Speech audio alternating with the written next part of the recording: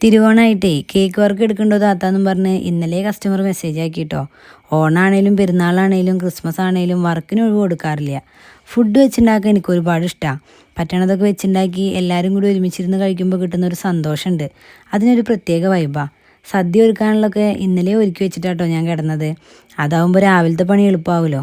ഉമ്മാക്ക് ഇന്ന് റെസ്റ്റ് കൊടുത്തു. ഇല്ലേ ഉമ്മ എൻ്റെ കൂടെ എല്ലാ പണിക്കും കൂടാറുണ്ട്. നാടൻ വിഭവങ്ങളിലേ ഉമ്മാക്ക് ഇച്ചിരി പരിചയക്കുറവുണ്ട്. ഇന്നത്തെ വിഭവങ്ങളിലൊക്കെ എൻ്റെ കൈമുദ്ര മാത്രമേ കഴിഞ്ഞിട്ടുള്ളൂ. ഇന്നൊരു മഴ ദിവസമാണല്ലേ. ജുമാക്ക് പോകേണ്ട ടൈമായ അപ്പം മഴ പെയ്തു. ജുമാ കഴിഞ്ഞ് വന്ന് എല്ലാവരും കൂടി കഴിക്കായിരുന്നു. സ്പെഷ്യലായി എന്തുണ്ടാക്കുകയാണെങ്കിലും ഞാൻ ഇവരെയും വിളിക്കൂട്ടോ. മാമ അമ്മായിയൊക്കെ വരവ് കുറവാണ്. പക്ഷെ ചെക്കന്മാർ ഞാൻ വിളിച്ച അപ്പം ഓടി വരും. പാലടയിൽ മാത്രം ഞാൻ കൈമുദ്ര പതിപ്പിക്കാൻ നിന്നില്ല കേട്ടോ. പാളി പോകുന്നുള്ള ഉറപ്പുള്ളതുകൊണ്ടാണ് എന്നെ കൂട്ടിക്കോളൂ. അതുകൊണ്ട് തന്നെ പാലടയും പരിപ്പൊക്കെ ഓർഡർ അനുസരിച്ച് വാങ്ങുക ചെയ്തത്. ഭക്ഷണം കഴിക്കൽ കഴിഞ്ഞ് ഇച്ചിരി നേരം വർത്താനൊക്കെ പറഞ്ഞിരുന്ന് ചായക്കുള്ള കടി ഉണ്ടാക്കാൻ നിന്നു.